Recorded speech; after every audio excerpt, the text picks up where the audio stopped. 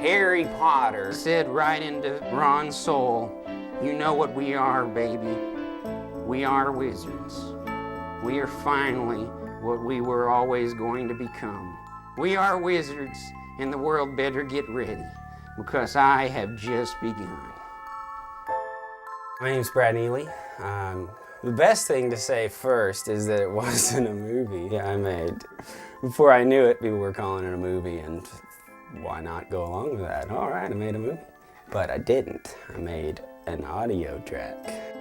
It's called Wizard People, Dear Readers. You can play it in a CD player while you're watching the DVD of the first Harry Potter movie with the sound down. And if you get it right, you hear my words instead of what's playing on the movie. Do you want a chair? It's all right. Yeah. I don't know the book. See, I'm just a movie person. Initially, I thought that I would make a totally misinformed book on tape version of Harry Potter where the person recording it had not ever read the book and was just really into the movie. I had witnessed adult friends of mine camping out to get the book. And I wanted to have an adult narrator that was that even crazily more excited than that and just saw these kids as these mega gods, these heroes. As soon as I had it synced in on a CD, I just rushed over to the same guy's house. Watch this. No, I don't want to watch Harry Potter. Can we just watch like the first half? But as it turns out, luckily, it's fun to watch the whole thing. Harry Potter and the Sorcerer's Stone, a book on tape. The child sorting hat ceremony begins, and Harry thinks to himself that this will be a long, long night. Mouth oil is called to face the grinding hat, but before his ash cheeks can even start to pancake out on the stool, he is assigned to Slytherin. Professor Hardcastle tries to say Harry Potter like it is no big deal. This damn hat! All these fucking kids and teachers looking at him like a fucking television. I don't care, fuck it, just don't put me with mouth oil, is all Harry keeps thinking. Finally, the hat's oscillations tense and release upon Harry's scalp. Gryffindor it is, yes! And the universe sighs its magical sigh. Yeah.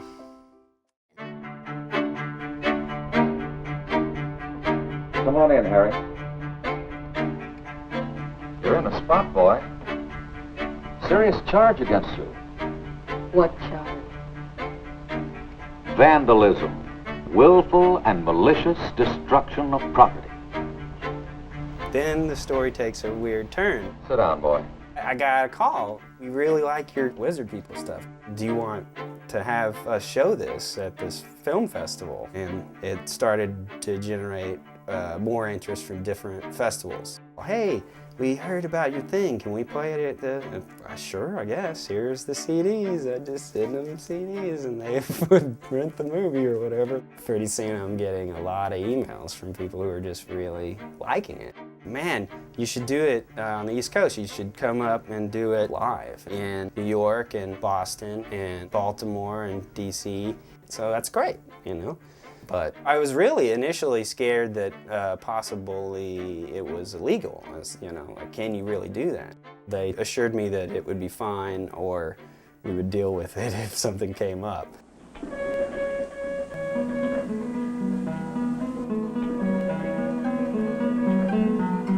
The way that the story goes, there's so much. I'm not a paranoid person, but if I was, this would have sent me over the edge because this story is laced with all this.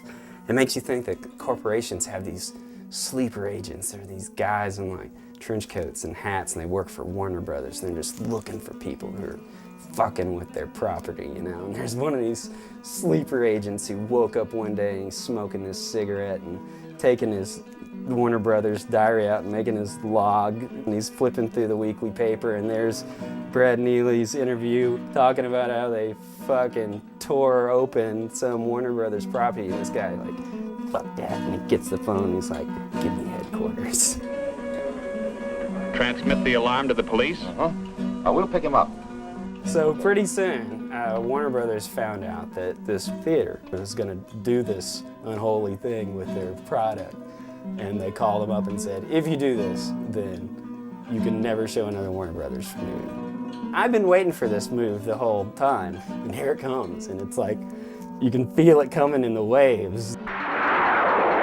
Oh my God, that was Warner Brothers. They just shut down Boston. They're coming. They're coming to get us, I'm sure.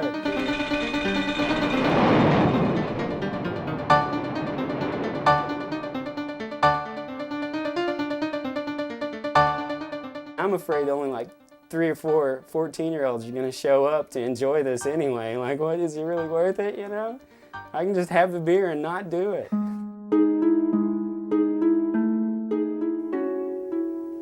If you threaten one of us, you're going to threaten all of us. And that was the attitude we took with Potter War, that it didn't matter how young you were, how small your site was. If you got threatened, all of us got threatened, and we were all going to react accordingly. This boycott rapidly spread everywhere because it was so borderless and worldwide.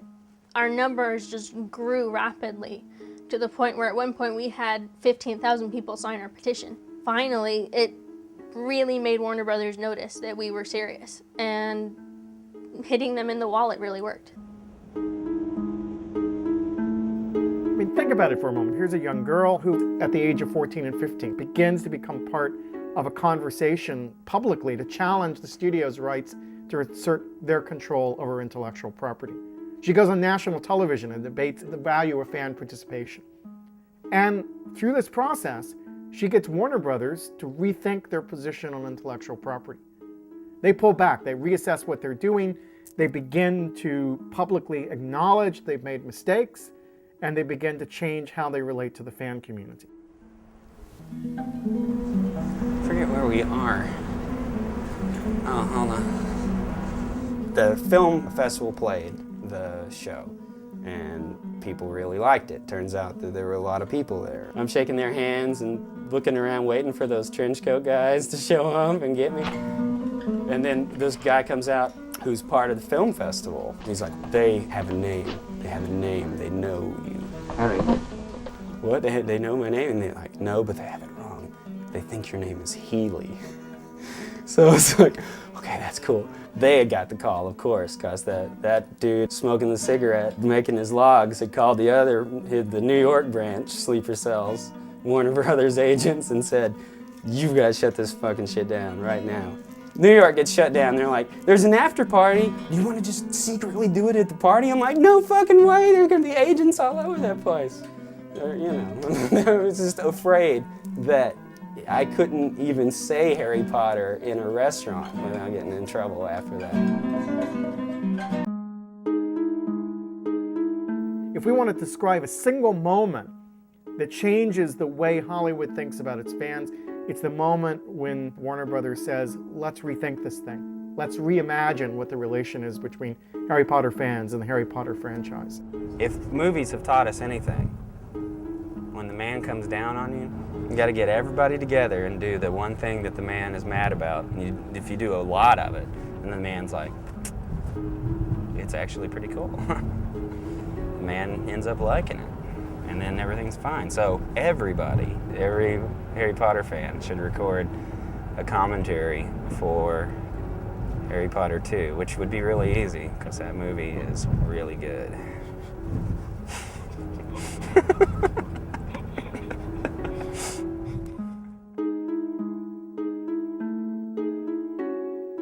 All right, we can have like little puppets, and I don't remember if it's on the right or left side. I do think he's appropriately angry. Give him a little bit of a wand. The wand, the most phallic of all weapons. See, this is highly illegal right here. I mean, we might as well move to Mexico right the fuck now. Ronnie has kind of more of a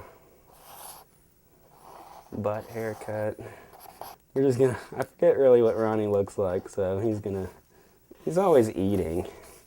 Let's give him a Twizzler, because Ronnie loves Twizzlers. That should be red. And Hermione, the wretched creature, has complex on top of complex. Her hair, nest of horrible snakes, a prepubescent Medusa. She's got crazy eyes. And again, these kids are adorable and great actors, and I feel bad that I'm tearing the crap out of her. Her hair needs to be even more snaky. And then she always has, like, the way that girls walk around at school hugging their books. Especially her, because she needs something to hug.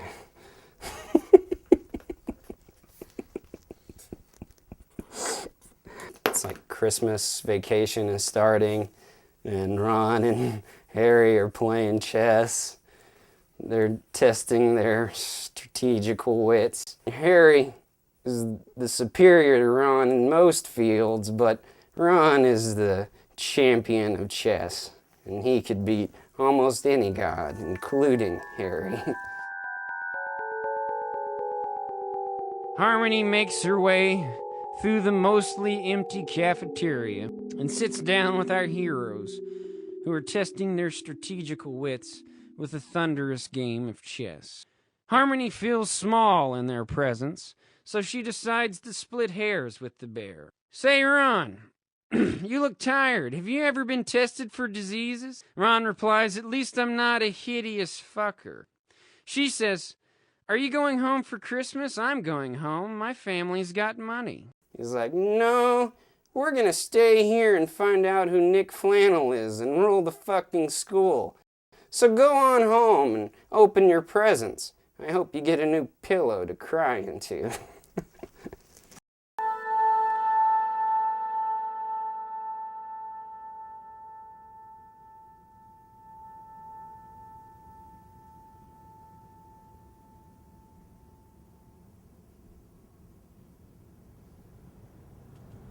A lot of 80s movies that were light sci-fi, light action or something, say like Batteries Not Included, were set in a small apartment, like a brownstone or something.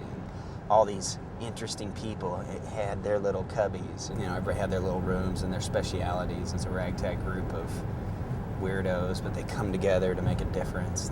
They just might make it this time. There may be something badass in here. Maybe my next favorite thing. This is one of the tops right there. She was my first crush, in fact. I loved her. Still do. Still do. Oh my God.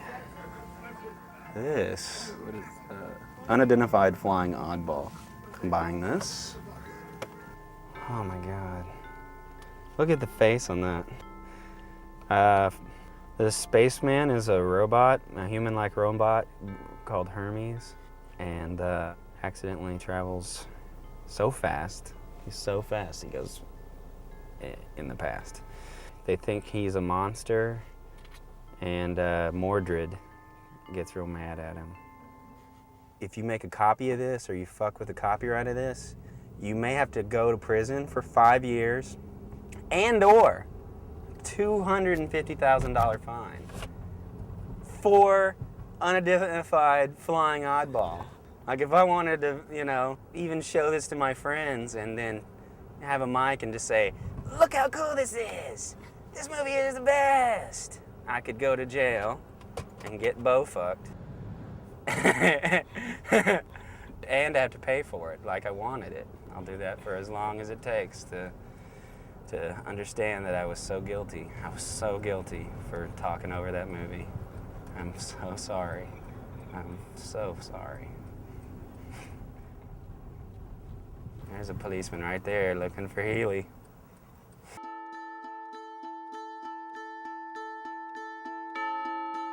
I'm a fan of the movies. I own all 4 movies. I don't think that reading the books is stupid. I've just never gotten around to it. It sounds great. The universe is cool.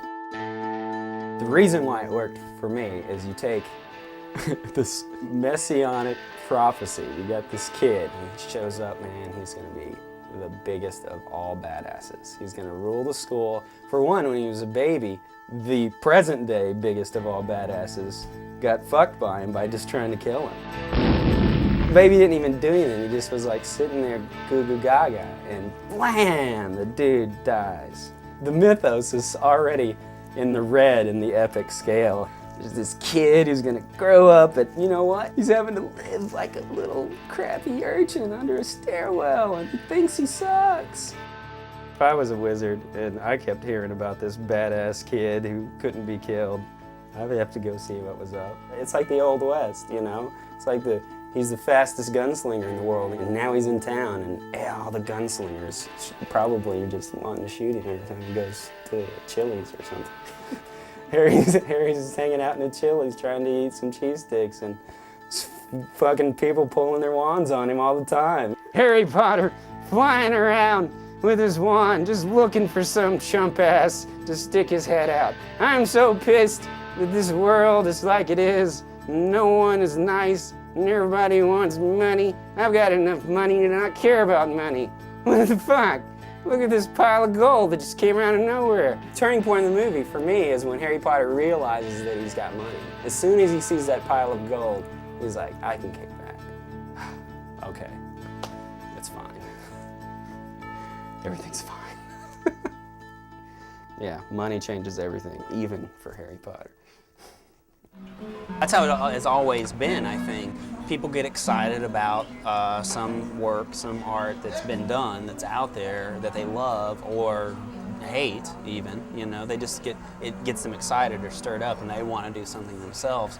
Whenever I was younger and first teaching myself how to draw, all I did was copy. So I'd just find an interesting panel in a comic book, and I would just try to exactly imitate the person's line.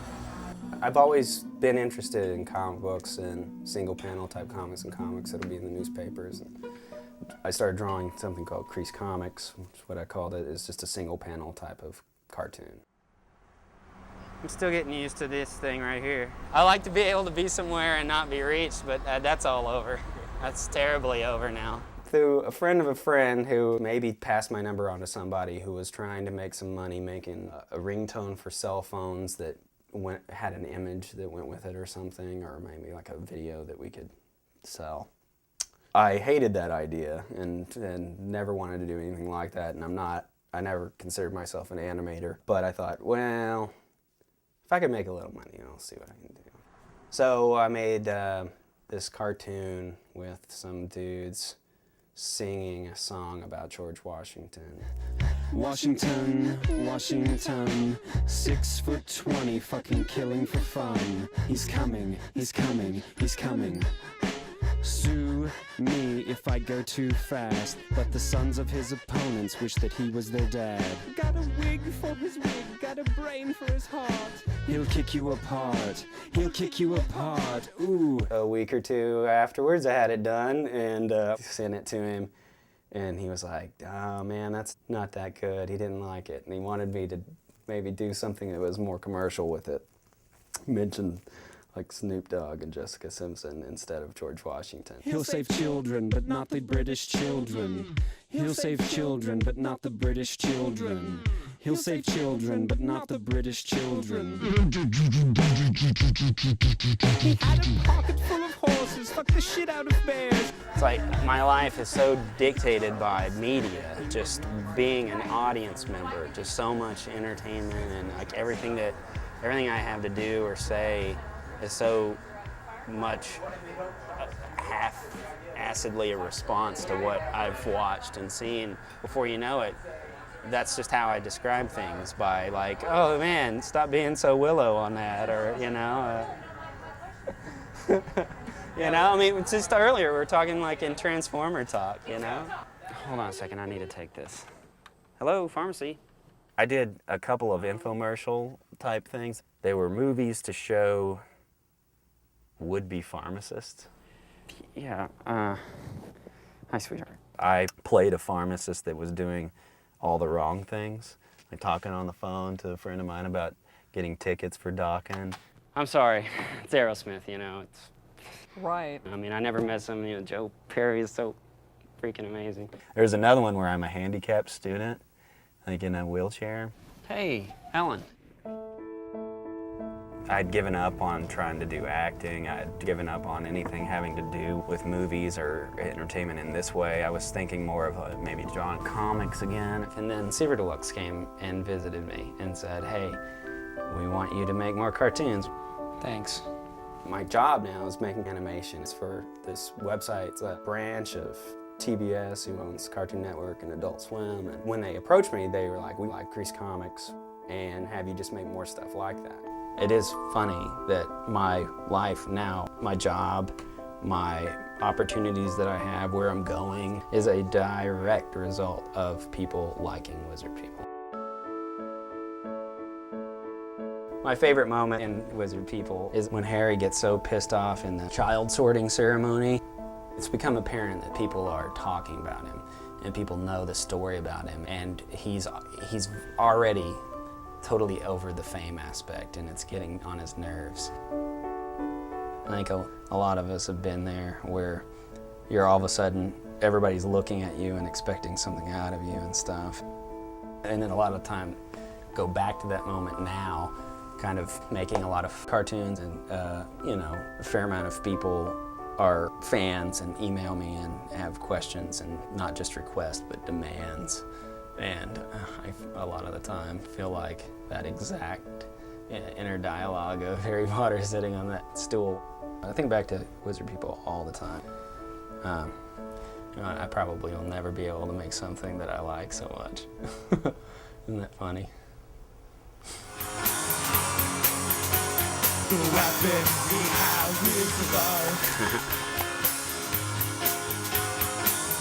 This is good.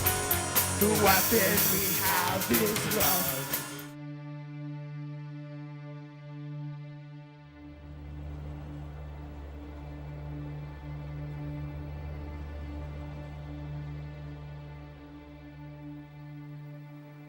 All eyes are heavy. The day has been a storm of excitements, and the children, after laying out their uniforms and shoes, are quickly starring in each other's dreams. It is a beautiful pale blue night. We see Harry stroking his bird, lost in thought, bathed in the cold water of moonlight.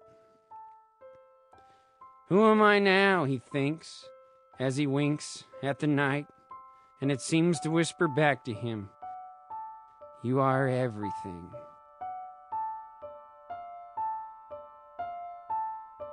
They are a ragtag group of champions, this bunch.